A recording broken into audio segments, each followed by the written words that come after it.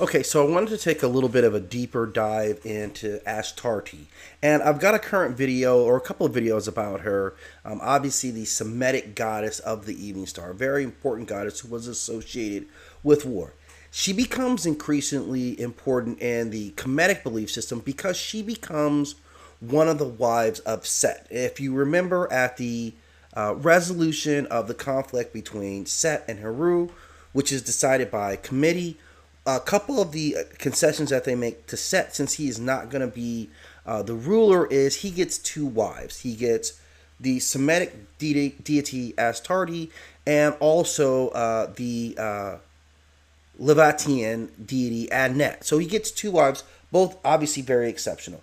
So they become integral or become integrated into the Kemetic pantheon in a couple of different ways. Astarte herself is seen at times as a daughter of Re, perhaps as a conciliatory, as here bring her in, but also, of course, as the wife of Set. And she's also regarded in some mythologies as the daughter of Ptah. And she is always depicted again as a very beautiful woman. Most of the time, she is naked, although she is armed. And that is one of her names, she who is armed. Now, it talks further about her in the pyramid text in a fragmented story that introduces her to the ocean deity who is Yam. And Yam, again, I've done a video on him, is a very old, very powerful primal deity associated with the ocean. So again, commanding great power. Now, she is, at that time, tributes were made to this deity in massive quantities. This is very important because he controls the sea and could just wipe out life on Earth if he chose to, right, on the dry lands.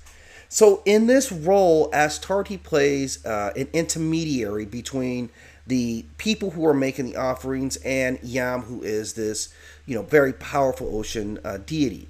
Now, he speaks about her in this tale, and this is kind of a broken tale, but what he does say about her, he refers to her as you furious and temptress goddess.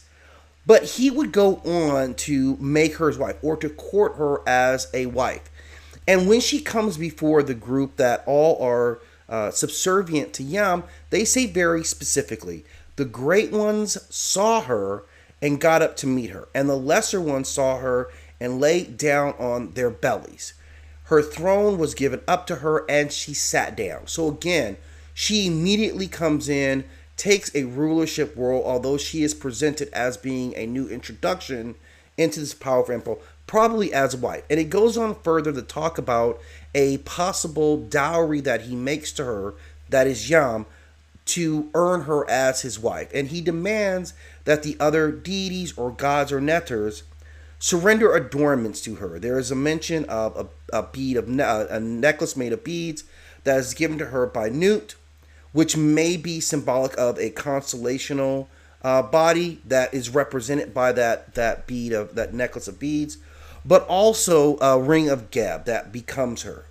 Now, interestingly, as the story goes further, it talks more about Yam and how he again threatens to submerge the earth. Now enters Set, who enters the story and sits himself calmly down.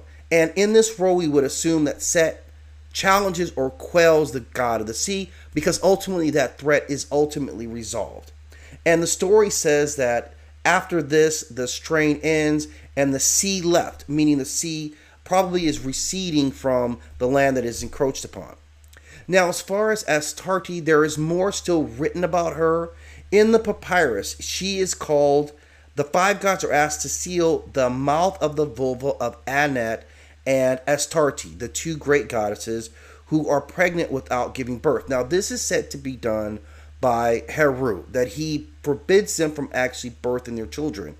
But it is said that Set opened them up or impregnated them, and their vulvas were closed by Horus or Heru. Interesting, because most of the mythology that we have of Set describes him as being infertile. He represents the desert and thus infertility. But more interestingly, what we get out of the story is how Astarte, a Semitic deity who was brought into the Kemetic pantheon, and what her role is, being both the consort or wife of Set, but also having connection to some of the other deities. So we'll dig a little bit further into understanding the mysteries behind this very alluring and enchanting goddess as it relates to Kemetic and African belief systems. If you have more to add to this piece about Astarte, I please encourage you to do so in the comment section. And as always, if you like the videos and like the channel, hit that like and subscribe and click the notification bell so you'll be in the loop when new videos drop.